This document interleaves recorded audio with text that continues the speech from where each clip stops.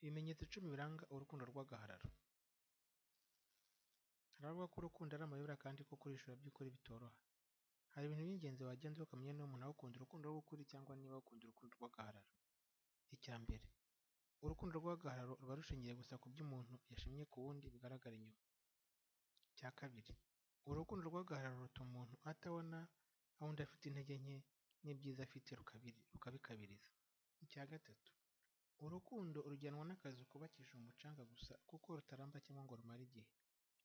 Icya kane, iyo havutse akabazo gato hagati y'abakundana uru rukundo ruhita ruhagarara, mbese ni urukundo rw'akanya gato.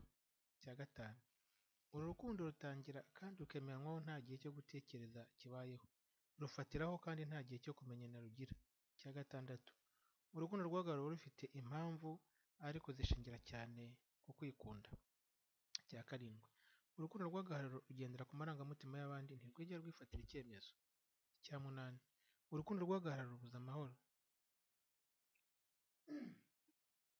Icya cyenda, urukundo rw'agahararo nta kuri rugira.